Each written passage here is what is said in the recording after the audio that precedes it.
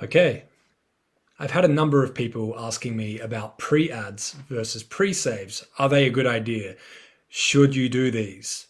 Should this be part of your release strategy? The answer is yes, but I want you to know that there are different types of pre-saves and pre-ads that exist.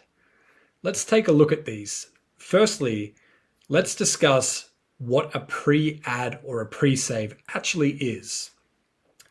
So what this could look like to a fan is they would click a link.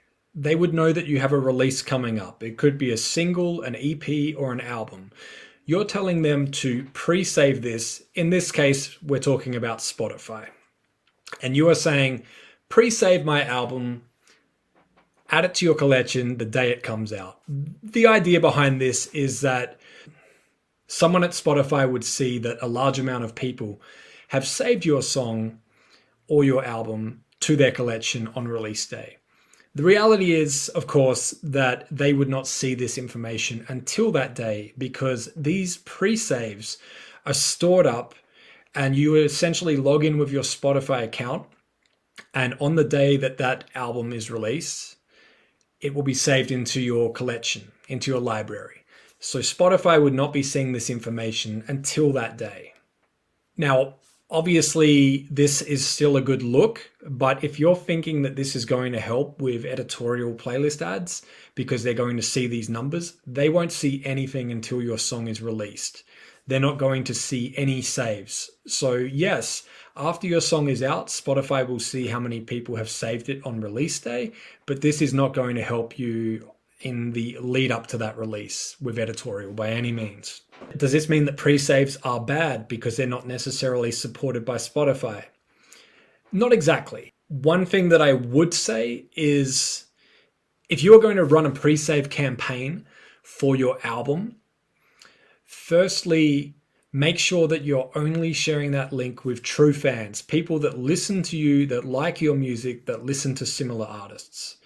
I've seen people run campaigns or competitions where you could win a piece of equipment or something that's completely unrelated to that artist's music. So of course, people are just entering that as if it's a competition, saving an album that they have no intention of listening to, and will probably remove from their library before they even listen to it. So that is not a good look, because what you would like to see, what Spotify would like to see in the back end is 1,000 people saved this album on release day. Close to 1,000 people listened to that album within the first week it was released. How many of those were people that actually saved the album? That is going to be helpful. Getting thousands of people to pre-save and nobody listens, that's not going to help you in any way. No one else is going to see those numbers. They're only shown in the Spotify for Artists back end, so there's really no extra benefits there. Some of these tools that allow you to pre-save will allow you to have your own form where you can collect things such as email addresses, maybe some geographical information about those fans, and other things that could be helpful for you with growing a mailing list or knowing where those fans are located in the world. Now, most of these services will charge you a fee for this as well. And the ones that don't charge a fee, for example, the ones that your distributor will give to you, they will usually have limited features. So they will just be saving your release on release day. They won't be giving you any extra information as such. Now, one thing that I did want to mention is, let's look at Apple Music, for example. Apple Music allow you to make part of an album available before it's released. And what I mean by that is, let's backtrack slightly. So you've distributed your album to all of the stores. One of them is iTunes and Apple Music. iTunes does still exist. There's a setting in Apple Music to turn it back on. So once you've distributed that, you can go back to your distributor and say, I have an album coming out. More than half of the tracks on the album have never been released before. I would like to set 2 or 3 of those songs available as instant grat or instant gratification tracks. What this does is it means that that album in iTunes, when people pre-order it, they will be able to download those songs instantly. On the other side, in Apple Music, what will happen is people will go to your artist profile and they will see that you have an album coming out in the future. They will have the option to add it to their library now, and they will also have the option to listen to those songs you've made available as instant grat tracks immediately. I've seen a number of artists do this successfully, where they will have an album that is scheduled to come out in the future, and they will drop individual tracks from that album. Now, here's what happens.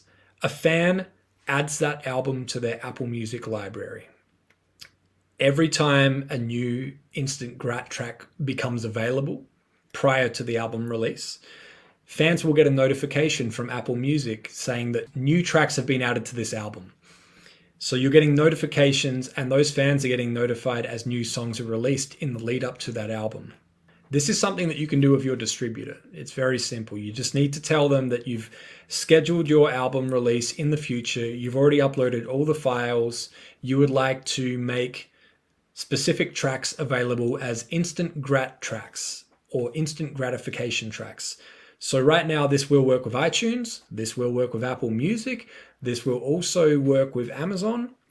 And believe it or not, there is a way that you can do this with Spotify. It's not the same process, but what you can do is when you're uploading your album to your distributor, if you have songs that have been released previously, they're already available, people have already been listening to them, include the existing ISRC next to those tracks on your album. Once that is uploaded to your distributor, usually wait a few days. Go in and ask for the Spotify URL for that album. What will happen is if you share that URL with any of your fans, they will open that in Spotify. It will show your album. Some songs will be grayed out. Some songs will be available to stream immediately. There will also be the option to save that to their library. This is bypassing all of that pre-save stuff that I mentioned before by simply doing this for your album. That way, fans can start listening to tracks from the album now. They can save the album as well so that it will be in their library as soon as it comes out. And these saves will be recorded by Spotify prior to that album coming out because people have gone directly and clicked that save button. I encourage you to try this the next time you have an album coming out. Instant gratification tracks. Give it a shot. I hope you found this helpful. Feel free to reach out to me in the comments with any questions. And you can also find me on social media or simply go to workhardplaylisthard.com for more information. Thank you for watching. Thank you for listening. Thank you for joining me today. Subscribe.